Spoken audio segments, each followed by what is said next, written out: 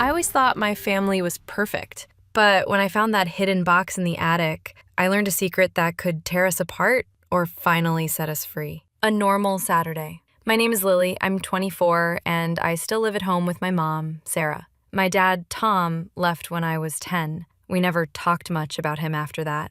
Mom said he had to go away for work reasons, and that was it. Every Saturday morning, I help Mom in our little bakery. She bakes bread and cookies. I wrap them in paper. We laugh. We talk about small things, new recipes, a funny customer, nothing deep. This past Saturday felt just like any other. The sun was warm and Mom wore her blue apron. I arranged the lemon tarts on a wire rack. We joked about how half the tarts were eaten before they even got to the shop. But late that afternoon, while cleaning the attic for storage, I saw a small wooden box under an old quilt. It wasn't there before. My heart raced as I lifted the lid. The hidden box. Inside were letters, dozens of them, all addressed to my love, with Dad's handwriting on the envelopes. Some were dated years after he left. There was also a photo of Dad standing beside a woman I'd never seen, both smiling on a beach. On the back, Dad wrote, "To my Sophia, I'll see you soon."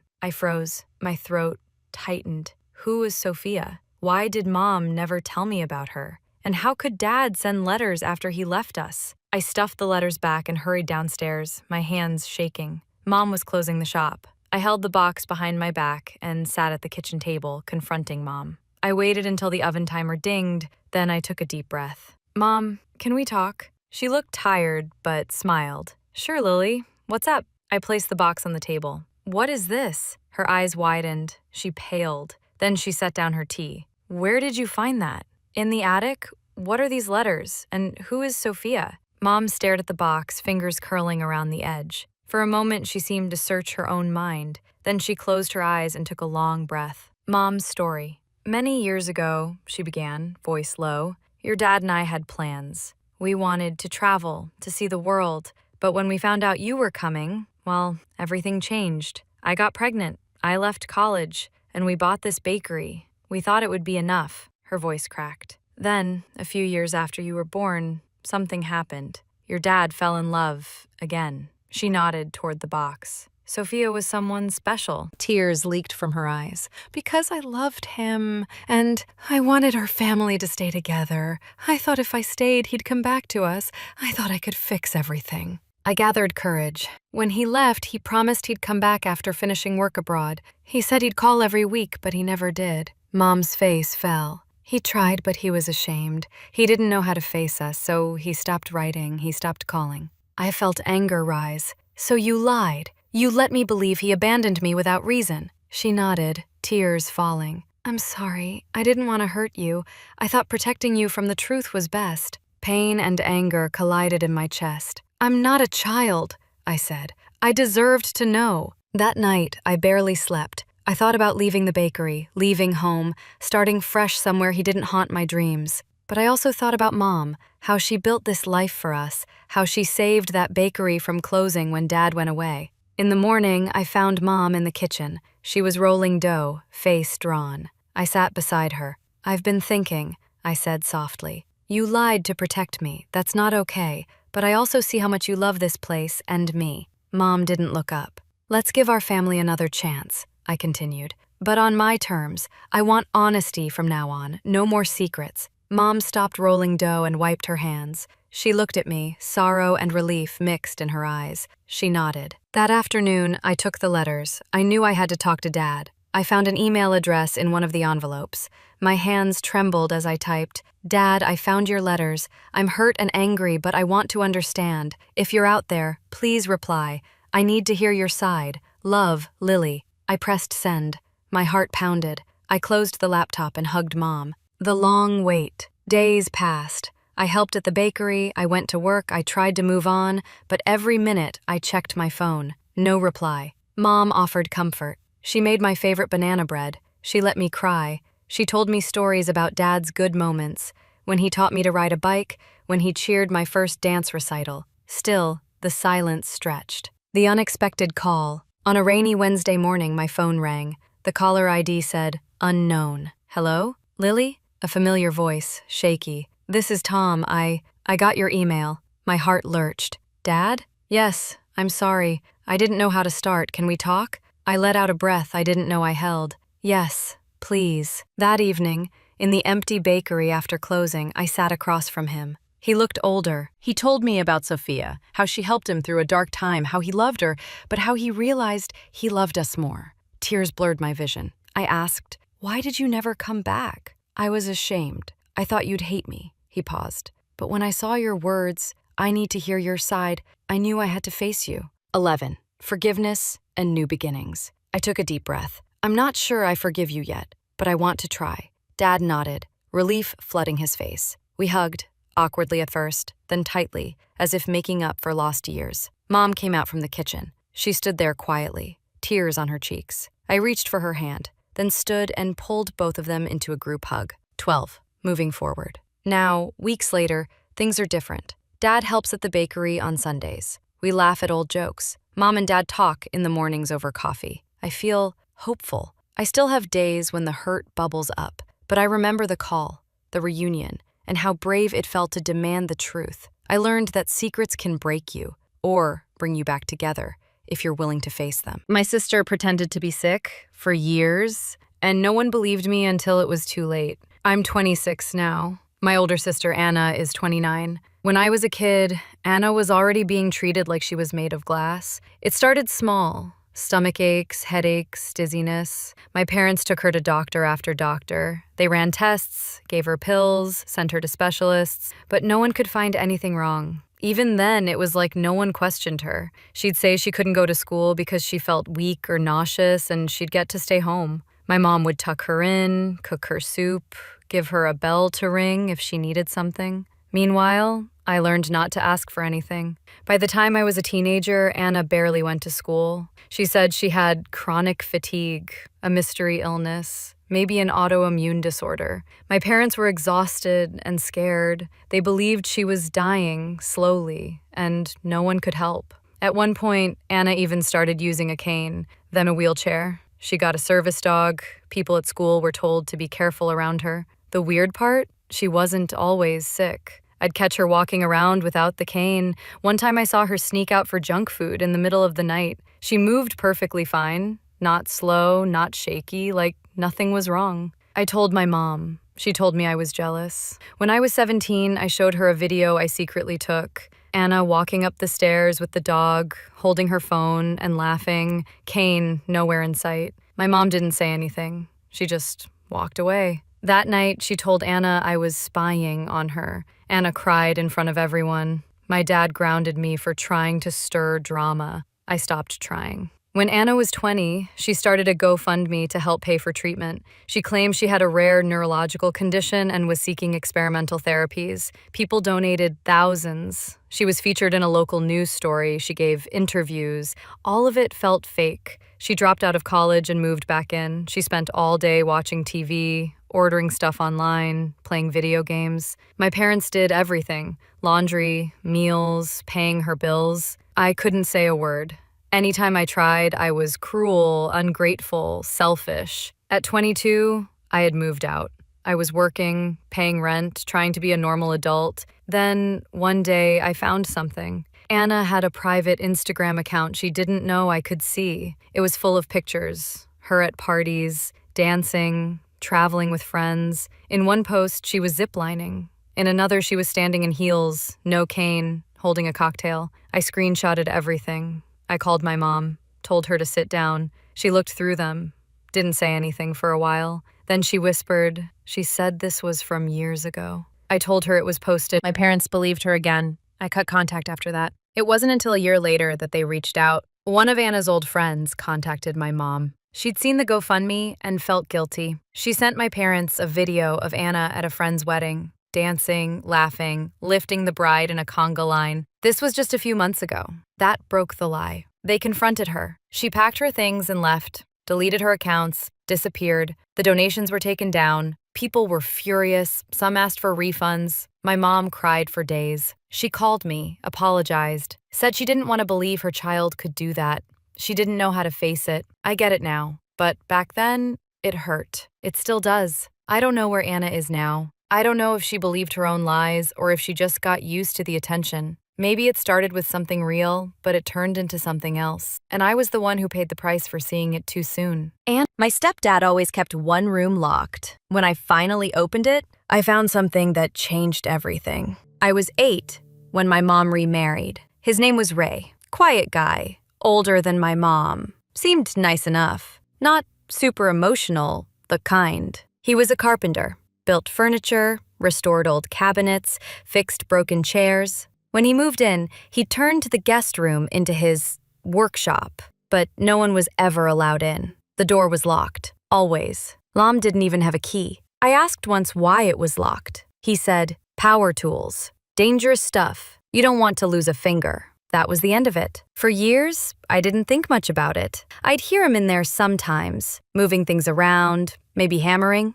Other times it was just quiet. He spent hours in there. Once, when I was 14, I came home early and thought the house was empty. I heard the door creak open. Ray was in there. I saw shelves, papers, stacks of boxes. Nothing looked like tools. He slammed the door shut before I could get a good look. As I got older, I got more curious. It started to feel strange. Why keep a room so secret from your own family? My mom had started avoiding the topic too. "It's just his space," she'd say. "Let him have it." But I noticed things. Boxes were labeled with dates. Some had names on them. Once, I saw him leave the room holding a teddy bear. He looked sad. When I was 19, everything changed. My mom went into early labor. She was pregnant with my little sister. Ray rushed her to the hospital. In the panic, he left his jacket on the couch, and the key was in the pocket. I stood at the door for a long time.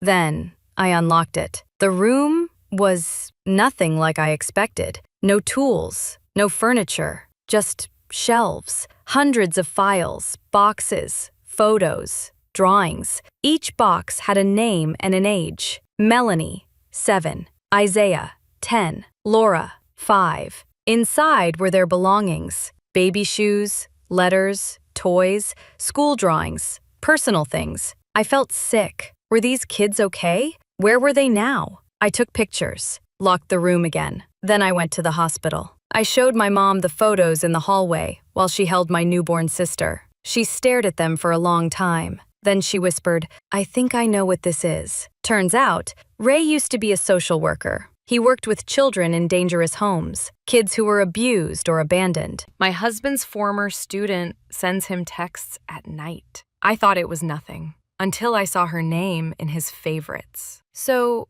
I, 34-year-old female, have been married to my husband Mark, 36-year-old male, for 8 years. He's a high school teacher, English literature, the kind of guy who has a favorite Shakespeare quote for every emotion. He's adored by his students, especially the seniors. Funny, kind, always willing to stay after class and help with college essays. I used to find that charming.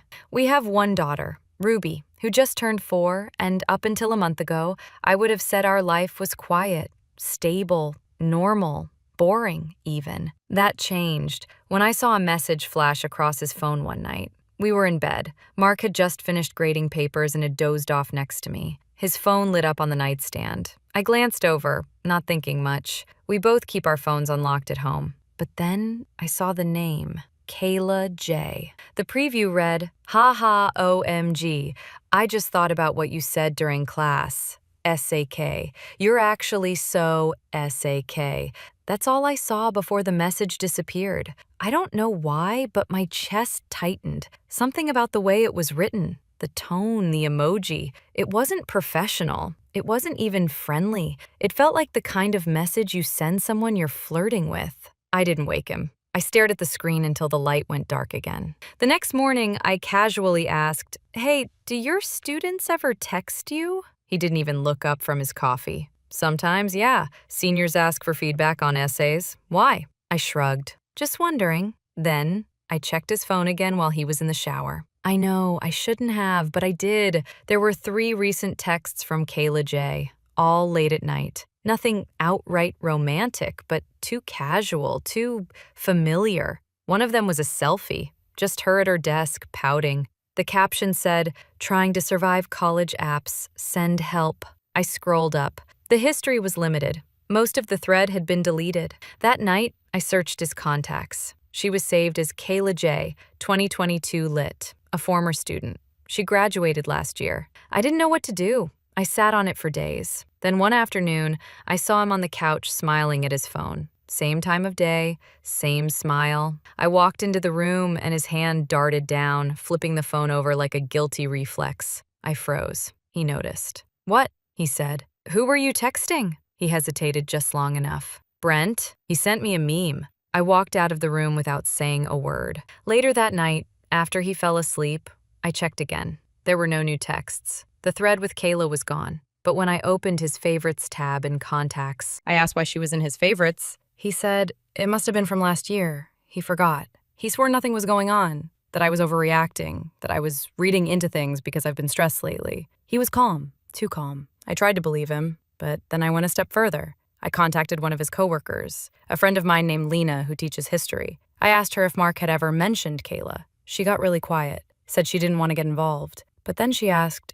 "Wait, has he told you about the scholarship dinners?" I said no. Apparently, last fall, Mark was invited to a district banquet for outstanding students. He took Kayla as his +1, said her parents couldn't attend. Lena thought it was sweet, but kind of weird. I never even knew he went. A few days later, I went through our old emails. Mark and I share an Amazon account. I searched Kayla's name. He'd sent her a book last Christmas. Wrapped. Gift message included. "You said this quote changed your life. Hope it keeps doing that. M." The book? The bell jar. I felt my stomach drop. I finally texted Kayla myself. I introduced myself as Mark's wife. I asked her directly, "Is there something I need to know?" She never responded. But the next day, Mark came home early from school. He looked pale, quiet, said his principal had pulled him into a meeting. Someone had reported inappropriate boundaries with a former student. He swore he didn't do anything wrong, swore it was all taken out of context, said the messages were harmless, and he was just helping her through a tough year. But when I asked why he deleted them, why he never told me about the dinners, the gifts, the favorites tab, he had no answer. We're currently separated. He's staying at his brother's place. I don't know if anything physical happened between them, but I do know this. A 35-year-old married man doesn't text his former teenage student late at night for nothing. Even if it didn't cross the line, he was heading there, and he left me behind without a second thought. My son started calling another woman Mom. I thought it was a game until she sent him a birthday card. I'm a 36-year-old mom to a 10-year-old boy named Leo. I raised him by myself since he was a toddler. His father left when Leo was just 2 years old. No calls, no support, no explanations. Just disappeared. I used to cry about it a lot when Leo was young. The pressure, the exhaustion, it felt endless. But Leo was my reason to get up every day. He was quiet, thoughtful, and always a little different from other kids. He asked big questions early, learned to read quickly, and had this strange, almost old soul vibe. I never thought much of it until last summer. That's when things started to change. It started small. Weird questions, strange dreams. One night while we were driving, he looked out the window and asked, "Mom, why don't we live near the red barn anymore?" I blinked. "What red barn?" He shrugged. "The one behind the big tree. We had a swing on it, with buttons." I laughed. "Whose buttons?" He gave me a look like I was the one being silly. "Our dog. We've never had a dog. I've wanted one for Leo, but we couldn't afford the extra cost." That conversation stuck in my head. But kids say weird things all the time, right? Then came more. He started humming a lullaby in the shower. "You are my sunshine." I stood outside the door listening, frozen. My mother used to sing that to me before she passed away when I was 13. I'd never sung it to Leo. Not once. I couldn't even stand to hear it anymore. But there he was, singing it perfectly. I asked where he learned it. He said, "My other mom sings it all the time." "Other mom?" I laughed nervously. "You mean me?" He looked confused. "No, Miss Sarah." That name hit me in the chest like a cold hand. I didn't know a Sarah. We didn't have any teachers or babysitters by that name. I asked more questions. Leo wouldn't answer, or couldn't. At first I thought he was playing a game, imaginary friend maybe, but then he started drawing pictures. A 2-story red house with a white fence, a small dog with floppy ears, a woman with long brown hair holding his hand, standing in front of a swing. He drew them over and over. I started researching things late at night. Reincarnation, imaginary memory theory, psychological trauma in children. I found Reddit threads, articles, even videos of kids describing past lives, but most of them had vague memories, cities they'd never been to, events they shouldn't know. Still, it made me wonder. One night, I came home late from work and found Leo asleep in his room, clutching my phone. When I opened it, I saw he had typed a phone number into the keypad. It was a Kentucky area code. He'd never been to Kentucky. We live in Illinois. When I asked where he got the number, he said, "I just remember it. Miss Sarah told me." I called it. A woman answered. She had a soft voice. She sounded tired, older. The voice stuck with me. I couldn't shake it. The next day, I told my best friend Taylor everything. She's a therapist in training. She told me to take Leo to a child psychologist. We met with Dr. McKay, a child trauma specialist. She talked to Leo for an hour while I waited in the lobby, biting my nails. When the session ended, she pulled me aside. She said Leo had vivid, recurring images of another life, one with a woman named Sarah, a dog named Buttons, a red house, a tire swing, and a lullaby. I asked if it could be just imagination. She said, possibly, but his consistency, detail, and emotional attachment to these memories, it's unusually strong. I left feeling even more lost than before. That weekend, a letter arrived in the mail. No return address. Inside was a birthday card, hand-drawn. On the front, a yellow sun with a child's crayon-like drawing. Inside, it read, "Happy birthday, my sunshine. Love always, Mom." Leo's birthday was still 3 weeks away. He saw the card and lit up. "She found me," he said, smiling. My stomach dropped. I called the number again. This time, I stayed on the line. "Hello?" the woman said. "Hi," I said, heart pounding. "I'm sorry to bother you. I found your number in my son's phone. He said he knows someone named Sarah, someone he calls Mom. Do you know a boy named Leo?" There was a pause, then a whisper. "Leo Jordan, my son?" I froze. "His name is Leo Matthews," she said. "My son disappeared in 2014. His name was Leo Jordan. He was 3. We were driving to visit my sister. He vanished from a rest stop outside Louisville. I felt like I couldn't breathe. I gave birth to Leo in 2015, I said. At least, I thought I did." She said nothing. I asked if she had a photo. She sent it by email. I opened it and dropped my phone. It was Leo, maybe a bit younger, fuller cheeks, shorter hair, but it was him, my Leo. I ran to get his birth certificate. For the first time in 10 years, I read the fine print, the hospital name. It wasn't the one I remembered. It was listed as a facility in Kentucky. I never gave birth in Kentucky. I called the county office, asked for hospital records. Nothing matched up. The birth certificate was real, but the records around it were missing. I contacted a lawyer and then the police. There was an investigation opened. It's still active. What we've pieced together so far is this. In late 2014, a woman named Sarah Jordan lost her 3-year-old son at a rest stop. No trace was ever found. At the same time, a hospital in the area had a woman who had a stillbirth, a boy, full term. Records from that hospital are incomplete, and shortly after that, I somehow ended up adopting or being given. It's possible that someone, a nurse, a social worker, illegally switched paperwork to place Leo with me. I don't know why, I don't know how, but DNA testing is underway. Sarah and I have talked. She's been kind, heartbroken, but not angry. She just wants to know the truth, and so do I. I love Leo more than anything in the world, but now I wake up every night wondering if I'm going to lose him, if he'll hate me for keeping him from his real family, if I've been living in someone else's story for a decade. I don't know what comes next, but every night now, I sit by his bed and watch him sleep, and sometimes he hums that lullaby in his sleep. You are my sunshine, my only sunshine. And all I can do is cry, because I don't know if I ever was his sunshine, or if I just borrowed him, until she came to take him back. I found out my twin sister isn't actually my twin.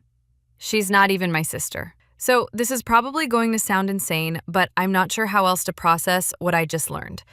I, in Fly 19, grew up with my twin sister, Mia. At least, that's what I thought she was.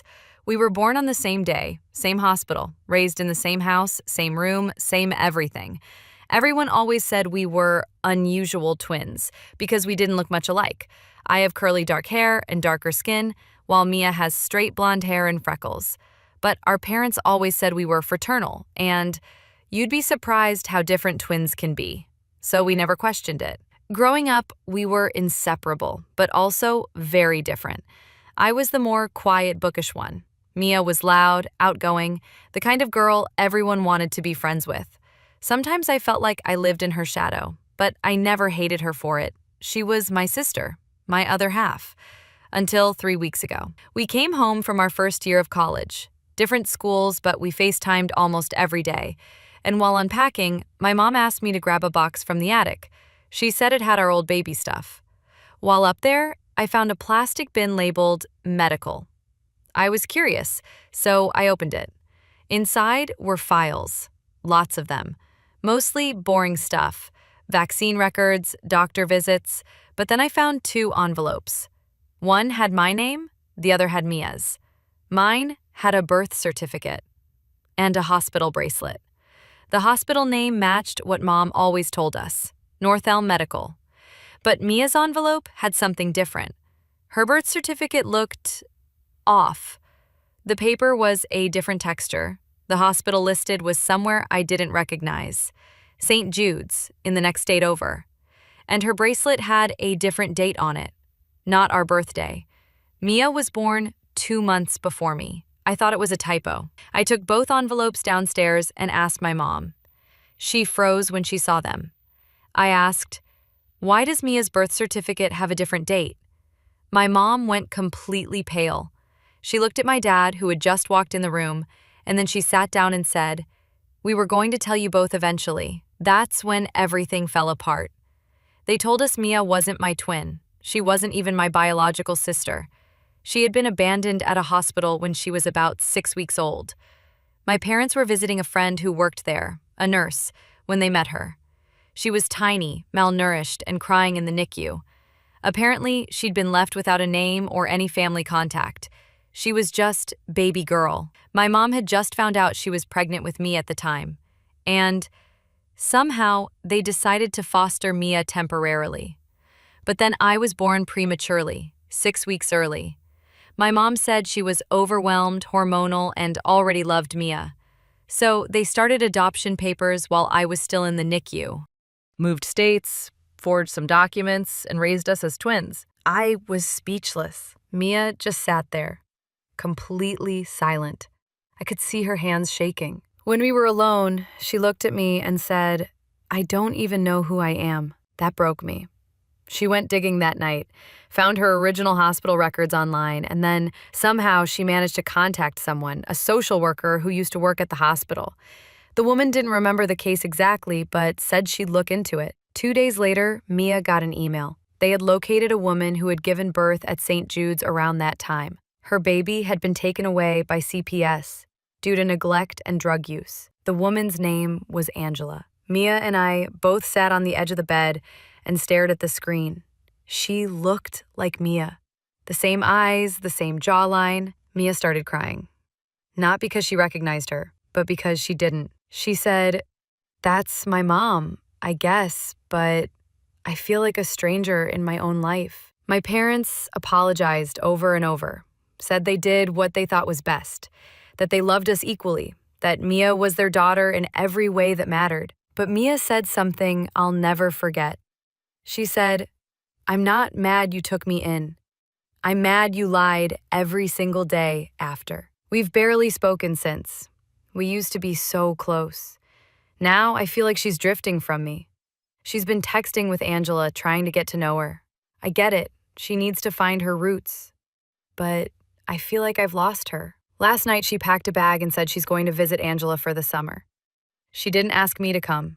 She didn't even say goodbye properly. She just said, "I need to figure out who I really am." I sat in our empty room for hours, staring at the photos on the wall, pictures of us in matching Halloween costumes, swimming lessons, first day of school. Every single memory now feels like a question mark. I don't know what this makes me. I don't know if I lost my sister or if I never had one to begin with. But I miss her already. And the worst part? I still call her my twin, even though I know she's not.